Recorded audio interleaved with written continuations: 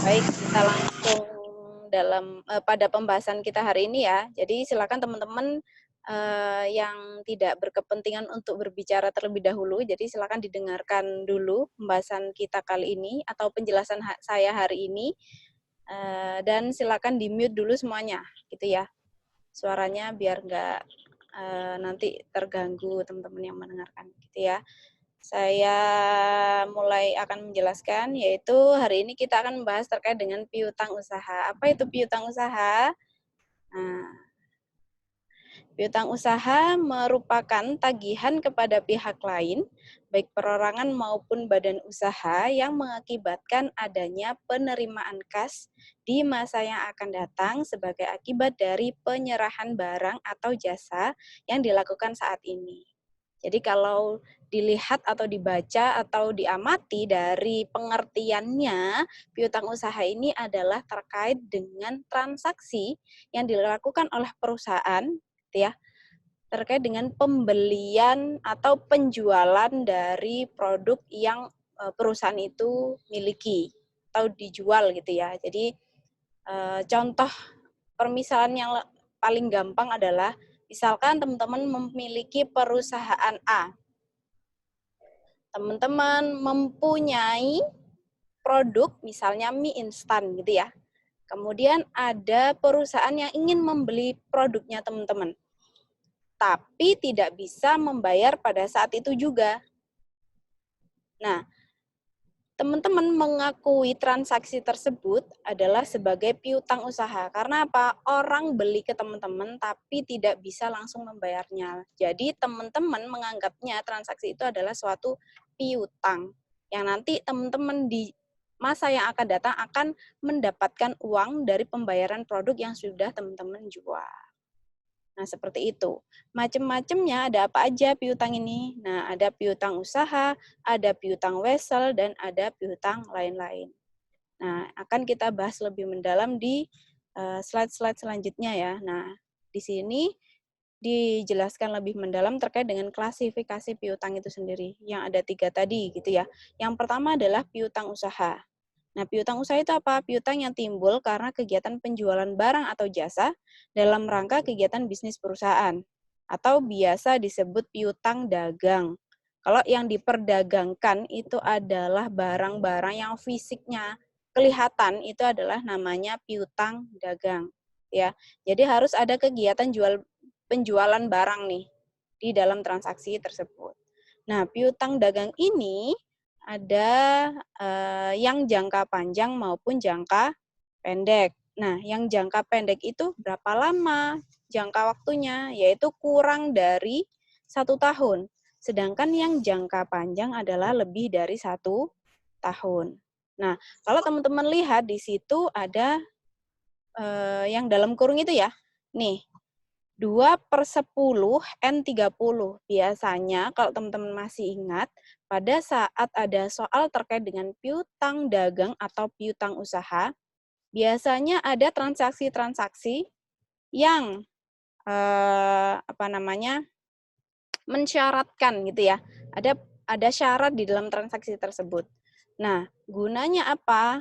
Ketika kayak gini ya, ini adalah salah satu syarat di dalam piutang usaha yang dilakukan oleh suatu perusahaan. Jadi 2/10 ini artinya apa? Ketika si pembeli barang gitu ya, kita kan menjual tuh ke perusahaan lain. Ketika si pembeli barang itu melakukan pembayaran pada kurang dari 10 hari gitu ya, kurang dari 10 hari transaksi dari teken kontraknya, maka akan mendapatkan potongan sebesar 2%. Jadi artinya 2/10 itu. Jadi ketika si perusahaan pembeli barang itu membayarkan atau melunasi gitu ya, melunasi utang usahanya kurang dari 10 hari, maka akan mendapatkan potongan 2%. N30 ini apa? N30 ini adalah durasi lamanya utang usaha itu dapat dibayarkan. Misalnya teman-teman merupakan perusahaan A dan saya merupakan perusahaan B. Kalau saya beli barang ke teman-teman atau ke perusahaan A, secara tidak tunai gitu ya, secara kredit, maka teman-teman mengakui transaksi tersebut sebagai piutang usaha. Dan saya mengakui transaksi tersebut sebagai utang usaha. Kenapa? Tidak langsung saya bayar pada saat itu juga. Jangka waktunya kapan gitu ya. Nah, sesuai dengan syarat ini, 30 hari, N-nya 30 hari. Jadi jangka waktu pembayaran utang tersebut bagi saya itu adalah 30 hari. Dan bagi teman-teman, jangka waktu saya membayar ke teman-teman atau penerimaan kasnya teman-teman adalah 30 hari. Namun, jika dibayarkan kurang dari 10 hari, maka saya akan mendapatkan potongan 2% dari teman-teman. Nah, itu kenapa di sini ada saya tambahkan seperti ini. Ini adalah syarat yang biasanya ditambahkan dalam transaksi piutang usaha atau piutang dagang. Yang kedua adalah piutang wesel. Nah, piutang wesel ini apa? Piutang yang didukung oleh perjanjian tertulis atau kesanggupan untuk membayar yang diatur secara tertulis. Kemudian surat perjanjian tersebut ditulis secara formal dalam sebuah surat wesel atau surat promis yang terkadang juga disertai oleh jaminan. Nah, jadi di sini itu tidak terkait dengan transaksi jual beli. Namun transaksi terkait dengan bisa saja hanya meminjamkan uang gitu ya. Yang nanti transaksi peminjaman uangnya adalah harus ditulis pada yang namanya surat wesel itu sendiri. Jadi ada yang namanya wesel ada yang namanya surat wesel dan juga ada yang namanya surat promise. Itu ya. Jadi surat tersebut terkait dengan perjanjian untuk kesanggupan membayar gitu ya. Misalnya teman-teman perusahaan A, saya perusahaan B, saya butuh uang. Gitu ya. Jadi saya meminjam ke teman-teman. Nah, peminjamannya itu ada apa? Harus ada buktinya dong gitu ya. Nah, buktinya itu nanti di surat wesel atau surat promise. Gitu ya. Jadi saya harus membuat surat wesel ini untuk apa? Bukti bahwa saya sanggup membayar sejumlah utang yang saya pinjam ke teman-teman. Seperti itu. Yang terakhir ada utang lain-lain. Nah, piutang ini tidak termasuk dalam kategori piutang usaha maupun piutang wesel. Nah, contohnya apa? Piutang kepada karyawan. Misalnya apa? Karyawannya sudah waktunya sudah waktunya gajian, tapi teman-teman masih belum bisa membayar atau karyawannya ngebond dulu gitu ya, padahal masih belum waktunya bayaran. Nah, ini masuk kepada piutang kepada karyawan. Ada piutang bunga, piutang pajak, piutang dividen, dan lain-lain. Kemudian hal-hal tersebut dilaporkan secara terpisah dalam neraca. Kenapa? Klasifikasi piutangnya berbeda-beda. Nah, teman-teman harus bisa membedakan yang mana piutang usaha, yang mana piutang wesel, dan yang mana piutang lain. Harus disesuaikan dengan case-case yang terjadi. Oke, lanjut ya. Pengendalian internal pada piutang. Nah, di sini selain perusahaan harus melakukan pengendalian terkait kas, gitu ya. Minggu lalu kita membahas tentang kas, hari ini tentang piutang usaha. Nah, piutang usaha pun perusahaan juga harus melakukan pengendalian. Nah, hal-hal apa saja yang harus dilakukan perusahaan? Yang pertama adalah pemisahan secara jelas antara bagian yang menangani transaksi penjualan secara kredit dan bagian pencatatan piutang. Jadi harus dilakukan terpisah antara yang mencatat transaksi dan yang melakukan transaksinya gitu ya. Mencatat transaksi kan nanti juga harus ada lampiran-lampiran bukti yang dilampirkan pada berkas transaksi itu, atau berkas transaksinya harus dilampirkan pada pencatatan transaksi tersebut. Dan juga yang melakukan transaksi seperti apa? Ya yang nerima barangnya atau yang memberikan barangnya, itu juga orang yang harus terpisah. Kemudian ada pemisahan yang jelas antara bagian akuntansi dan bagian penerimaan kas dari hasil penagihan piutang. Jadi untuk penambahan kasnya itu kan pasti terjadi ya. Jadi orang yang menerima kas dari pembayaran piutang tadi, misalkan di perusahaannya teman-teman, yang menerima uang dari pembayaran yang saya lakukan itu adalah orang yang terpisah. Kemudian semua hal yang berhubungan dengan pemberian kredit, pemberian potongan dan penghapusan piutang harus harus dengan otorisasi pihak yang berwenang. Karena apa? Harus melakukan peng-ACC-an gitu ya. Harus di-ACC oleh pihak manajer misalnya. Manajer apa? Manajer keuangan misalnya. Karena apa? Terkait dengan pengeluaran uang dan penerimaan uang itu adalah hal yang sangat sensitif. Jadi harus orang yang benar-benar berwenang yang melakukan tanda tangan untuk ACC gitu ya. Kemudian perusahaan harus membuat buku tambahan piutang, yaitu buku pembantu piutang. Jadi pencatatannya pun pada buku yang tersendiri supaya tidak tercampur antara pencatatan kas, piutang, persediaan, dan lain-lain. Perusahaan harus membuat daftar piutang berdasarkan jangka waktu. Nah, karena apa tadi sudah saya jelaskan ya, piutang pun juga berbeda jangka waktunya. Ada yang jangka pendek dan jangka panjang. Jangka pendek kurang dari 1 tahun, sedangkan jangka panjang adalah lebih dari 1 tahun. Kenapa kok harus dipisahkan? Karena piutang yang jangka waktunya pendek lebih tidak beresiko ya daripada yang jangka panjang. Yang panjang itu lebih beresiko dan biasanya bunganya juga lebih tinggi. Karena apa? Untuk mengantisipasi resiko yang terjadi. Bisa jadi gagal bayar atau yang lain sebagainya. Kemudian contoh piutang usaha, teman-teman, biar bisa menggambarkan lebih jelas terkait dengan piutang usaha itu seperti apa. Di sini dicontohkan pada 14 Maret, PT Nirwana Elektrindo menjual barang dagang seharga 5 juta secara kredit.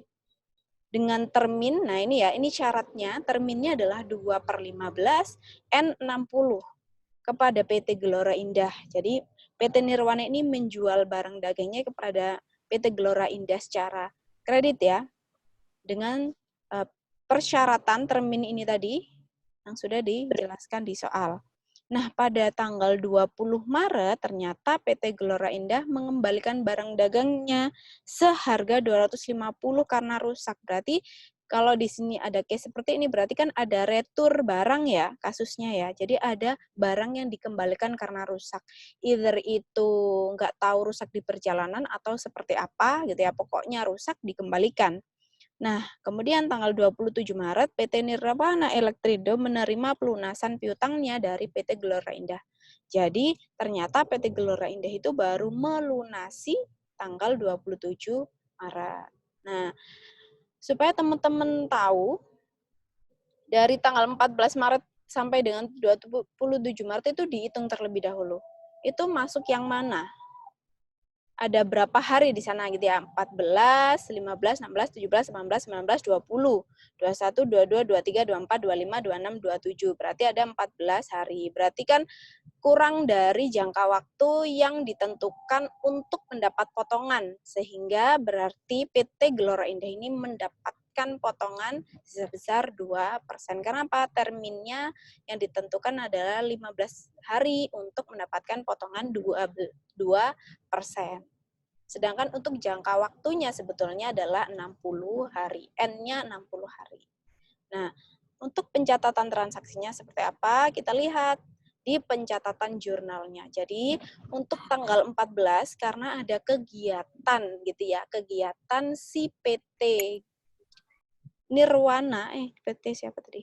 Nirwana ya, PT Nirwana menjual barangnya ke PT Gelora secara kredit, maka transaksinya dicatat sebagai piutang usaha pada penjualan barang dagang. Jadi piutang usahanya bertambah di debit, kemudian penjualan barang dagangnya bertambah di kredit. Karena apa? Penjualan barang dagangnya secara kredit. Jadi jangan lupa ketika melakukan pencatatan jurnal, pastikan di bawahnya ada keterangan dari transaksi di atas gitu ya. Seperti ini, penjualan barang dagang secara kredit. Untuk apa? Menjustifikasi bahwa transaksi di atas itu dilakukan secara kredit.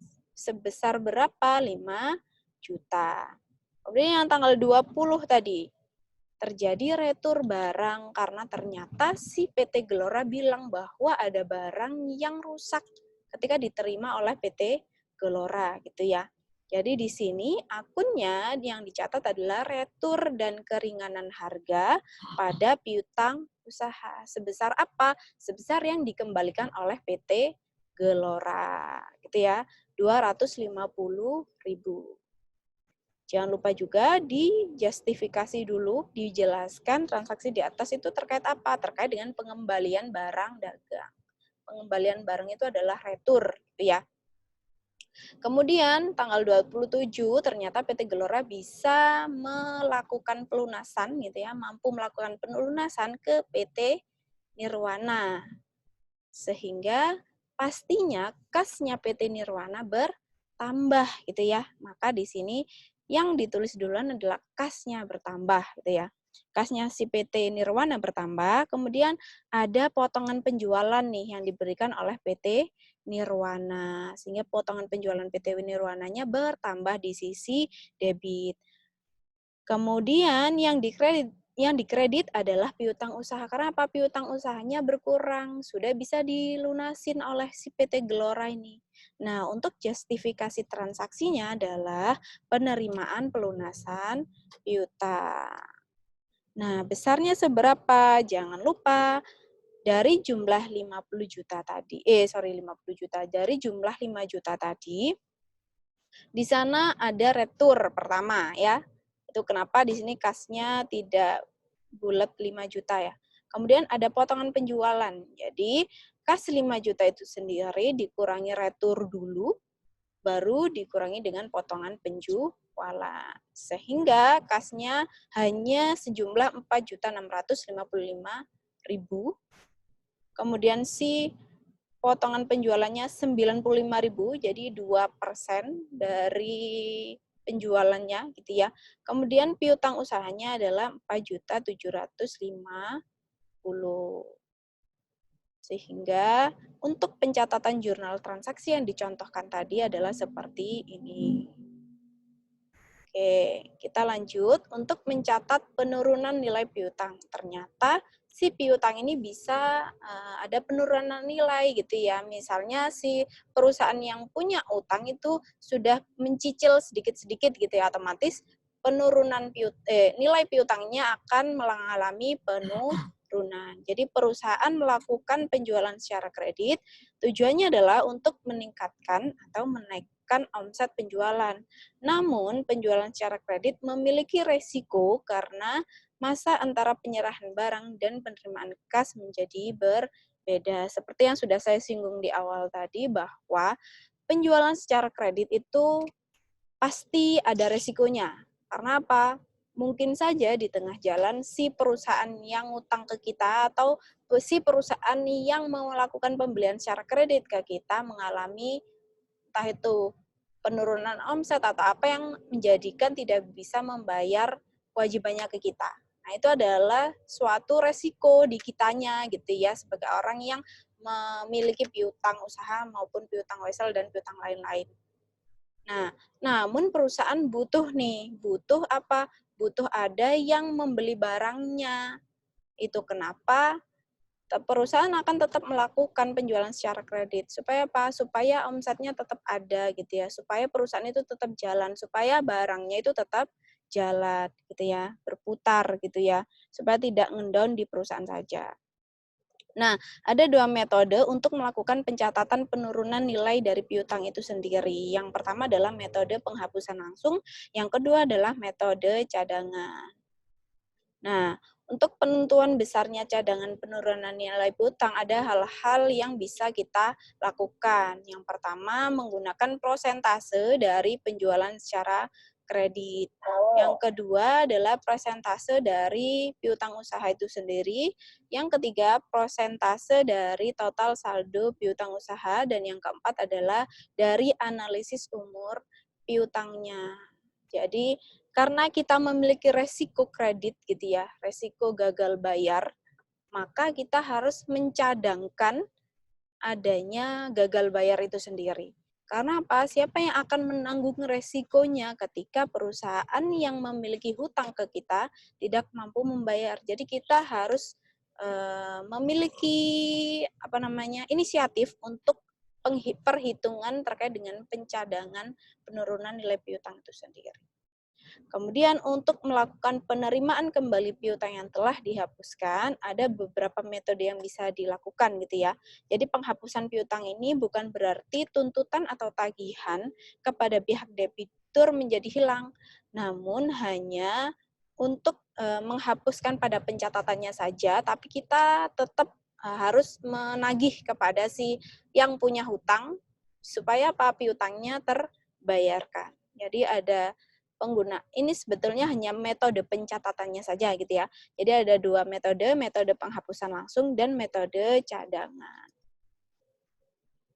Nah, selain penjualan secara kredit, ternyata perusahaan juga bisa melakukan penjualan dengan kartu kredit. Karena apa? Sekarang zamannya sudah modern ya, jadi tidak seperti zaman dulu yang penjualannya dilakukan secara kredit, ya sudah ada piutang dagang, ada piutang wesel. Namun juga sekarang ada penjualan-penjualan yang bisa dilakukan dengan memanfaatkan kartu kredit gitu ya.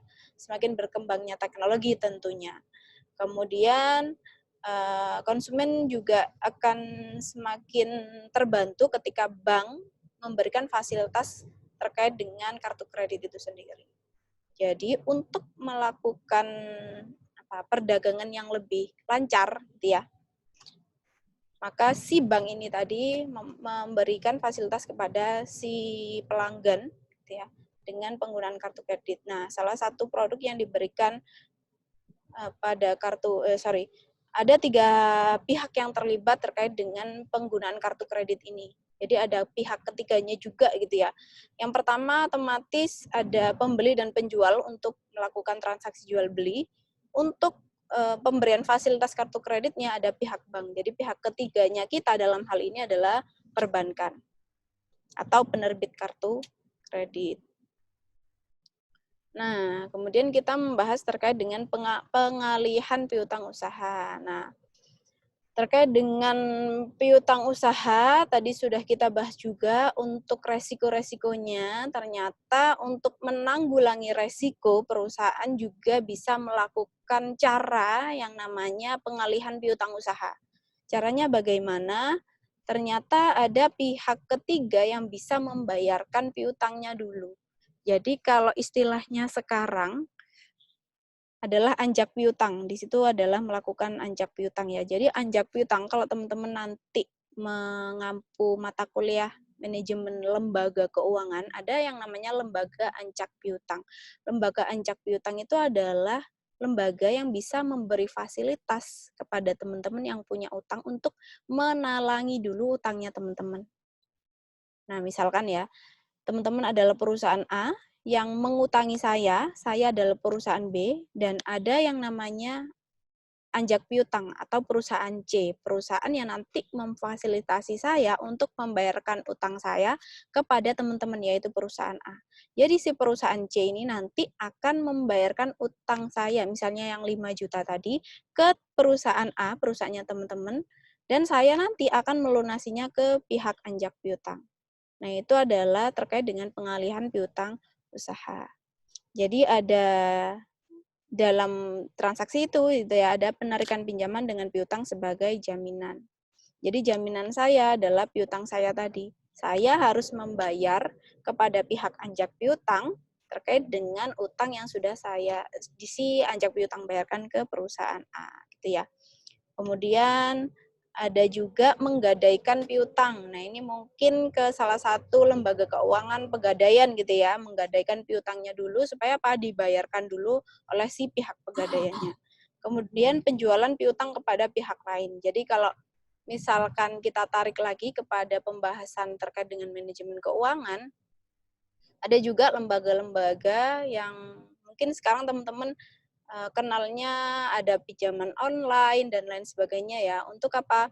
Untuk bisa menalangi utang-utangnya kita. Dan juga perusahaan-perusahaan besar juga bisa menjual surat utangnya gitu ya. Menjual surat utangnya kepada pihak eksternal atau nanti bisa disebut investor gitu ya. Untuk apa? Bisa membeli surat utangnya itu sendiri dan nanti akan dilunasi kepada pihak yang membeli surat utangnya. Kalau teman-teman kenal namanya obligasi. Nah, obligasi itu adalah surat utang yang diterbitkan oleh perusahaan dalam rangka untuk menghimpun dana dari masyarakat. Nah, ini adalah terkait dengan pengalihan-pengalihan piutang yang ada di perusahaan. Baik, ternyata sudah selesai untuk pembahasan hari ini. Teman-teman, jika ada pertanyaan boleh ditanyakan.